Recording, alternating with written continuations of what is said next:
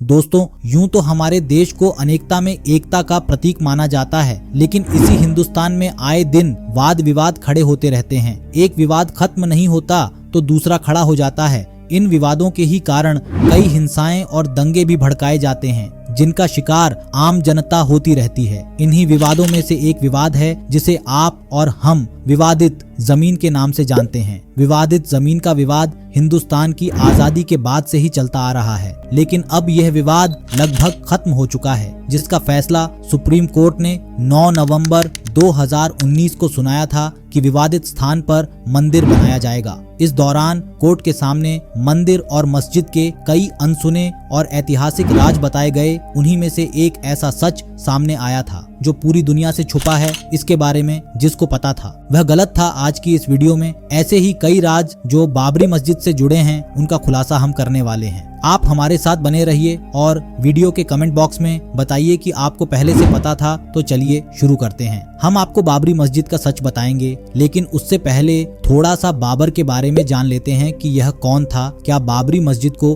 बाबर ने ही बनवाया था जिसके नाम पर यह मस्जिद बनी थी? बाबर भारत के पहले मुगल सम्राट थे जिनका पूरा नाम जहीरुद्दीन मोहम्मद बाबर था। जहीरुद्दीन मोहम्मद बाबर का जन्म 14 फरवरी 1483 को अंदीजान में हुआ था। पाकिस्तान का हिस्सा मुगल सम्राट बाबर फरगना घाटी के शासक उमर शेख मिर्जा के सबसे बड़े बेटे थे। जब बाबर 11 साल के थे उनके पिता की मौत हो गई थी, जिसके तुरंत बाद बाबर को महज 11 साल की उम्र में राज्य की जिम्मेदारी सौंप दी गई और उन्हें बेहद ही कम उम्र में सिंहासन पर बैठा दिया गया। इसकी वजह से बाबर को अपने रिश्तेदारों के कड़े विरोध का सामना करना पड़ता था। छोटी सी उम्र में ही बाबर ने अपने क्षेत्रों के विस्तार के लिए कई अभियान चलाए थे। अपने शुरुआती दिनों के दौरान बाबर अपने शहर में अपना नियंत्रण खोता जा रहा था, लेकिन इन सबसे से उस पर कुछ खास असर नहीं हुआ था। वह सत्ता को हासिल करने के लिए इन सब नाकामियों का सामना करता रहा और फिर सबदीक शासक इस्माइल प्रथम के साथ साझेदारी की और मध्य एशिया के कुछ हिस्सों पर विजय हासिल की। आखिरकार उन्होंने भारतीय उपमहाद्वीप पर अपनी नजरें गड़ाई और इब्राहिम लोदी द्वारा शासित दिल्ली सल्तनत पर हमला कर दिया। इस हमले में इब्राहिम लोदी को पानीपत की पहली लड़ाई में बाबर द्वारा हरा दिया गया। उस समय से ही भारत में मुगल साम्राज्य का उदय हुआ। इसके बाद उन्हें जल्द ही मेवाड़ के राणा सांगा के विरोध का सामना करना पड़ा। राणा सांगा जो बाबर को विदेशियों के रूप में मानते थे, उन्होंने बाबर को चुनौती भी दी थी, लेकिन फिर बाबर ने खानवा की लड़ाई में राणा को हरा दिया। आक्रमणकारी हो या विजेता, लेकिन ऐसा मालूम होता है। बाबर के बारे में आम तौर पर लोगों को सही जानकारी ही नहीं है। हमारे देश में कई मुगल सम्राट रहे हैं, जैसे मुगल सम्राट अकबर और ताजमहल बनवाने वाले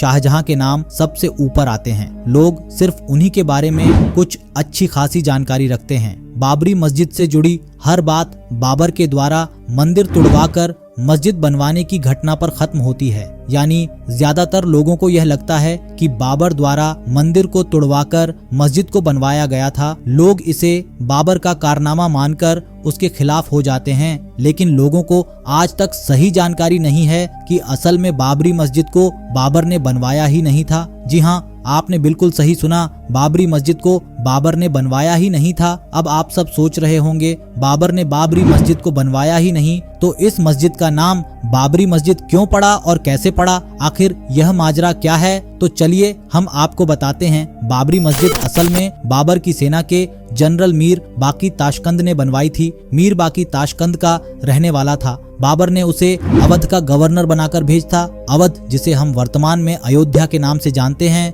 कई इतिहासकारों द्वारा बताया जाता है कि पानीपत की पहली लड़ाई में विजय के बाद एक तरफ बाबर आगरा में रुक गया था, दूसरी तरफ बाबर की सेना अवध में रुक कर रही थी। उसने मीर बाकी को अवध की कमान सौंप दी थी। अब आप इतना तो जान गए होंगे कि जिस मस्जिद पर सदियों से विवाद जारी है उसे असल में मीर बाकी ने बनवाया था और बाबर को खुश करने के लिए इस मस्जिद का नाम बाबरी मस्जिद रख दिया था। अब कुछ लोगों का ये कहते हैं कि इस मस्जिद को बाबर के हुक्म पर ही बनवाया गया था। इस बात पर सदियों से तर्क वितर्क होते रहे हैं। अब चाहे बात कुछ भी हो, दोनों ही स्थितियों में यह सामने आता है कि बाबर का मस्जिद बनवाने में फिजिकली कोई रोल नहीं था। अब आपको एक और चौंकाने वाली बात बताते हैं।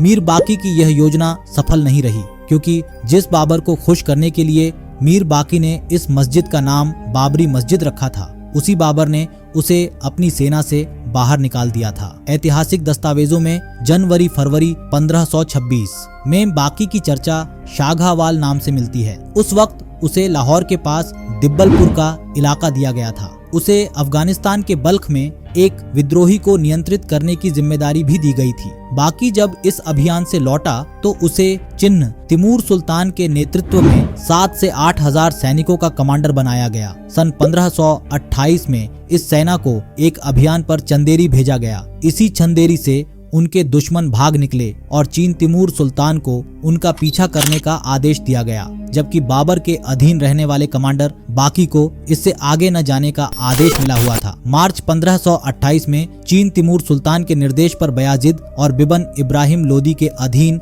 काम करने वाले जो 2 कर्मचारी थे, उन्हीं को अवध के पास पकड़ने के लिए भेजा गया। इन दोनों ने मुगल सेना से लखनऊ का मुगल किला छीन लिया और सन 1529 तक लखनऊ को अपने कब्जे में कर लिया था। मुगल सेना की इस हार का जिम्मेदार बाकी को ठहराया गया, क्योंकि उस समय लखनऊ के किले की सारी जिम्मेदारी बाकी के कंधों पर थी। लेकिन बाबर हार मानने वालों में से नहीं था। उसने कुकी और अन्य के नेतृत्व में और भी बड़ी संख्या में सेना भेजी।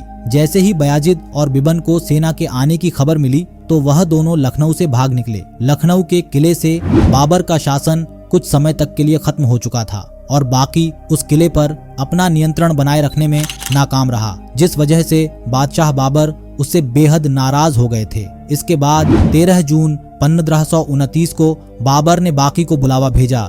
20 जून 1529 को बादशाह ने बाकी को अपनी सेना से बाहर निकाल दिया। बाकी के अलावा उसकी सेना को भी बाबर ने निकाल दिया था, जिस सेना का वह नेतृत्व किया करता था। यह तो थी बाबर और बाकी की प्रचलित कहानियां। अगर हम मोटे तौर पर देखें तो उस समय के सबसे महत्वपूर्ण दस्तावेज यानी बाबरनामा, जिसे खुद बाबर ने लिखा था, जिसे बाबर की आत्मकथा भी कहते हैं, उसने इसे तुर्की भाषा में लिखा था। इसमें बाबर ने अपने चरित्र को बेहद ही सफलतापूर्ण शासक के रूप में उजागर किया है। बाबर की इस आत्मकथा में ऐसी किसी भी घटना का कोई जिक्र नहीं है जिससे यह साबित होता है कि बाबरी मस्जिद को बाबर ने बनवाया ही नहीं था। ना तो उसमें मीर बाकी का कोई खास जिक्र मिलता है। एक तर्क यह भी सामने निकल कर आता है कि तुलसीदास ने भी ऐसी किसी घटना का कोई जिक्र नहीं किया है, जबकि वह उस समय के सबसे बड़े राम भक्त थे। उनका जन्म 11 अगस्त 1511 में उत्तर प्रदेश के कासगंज में हुआ था। उन्होंने अपना सारा जीवन राम की भक्ति में गुजार दिया था। तुलसीदास द्वारा साल 1574 में लिखे गए बेहद ही प्रचलित ग्रंथ रामचरितमानस और अब्बू फजल द्वारा 1598 में लिखी गई आइन ए अकबरी, उसमें भी अयोध्या में मंदिर गिराकर मस्जिद के निर्माण की ऐसी किसी घटना का कोई गहरा साक्ष्य नहीं मिलता है। इसके बाद करीब 3 सदियों तक के इतिहास की जानकारी किसी भी ओपन सोर्स पर मौजूद नहीं है, जिसके बाद 6 दिसंबर 1992 की तारीख इतिहास के पन्नों में दर्ज हो गई, जहां हजारों की संख्या में कार सेवकों ने और भगवा रंग के कपड़े पहने हुए लोगों ने अयोध्या पहुंचकर बाबरी मस्जिद को ढहा दिया था और एक अस्थायी राम मंदिर का निर्माण किया था। इसके बाद से ही चारों ओर देश भर में सांप्रदायिक दंगे होने लगे, जिसमें करीब 2000 लोगों को अपनी जान से हाथ धोना पड़ा।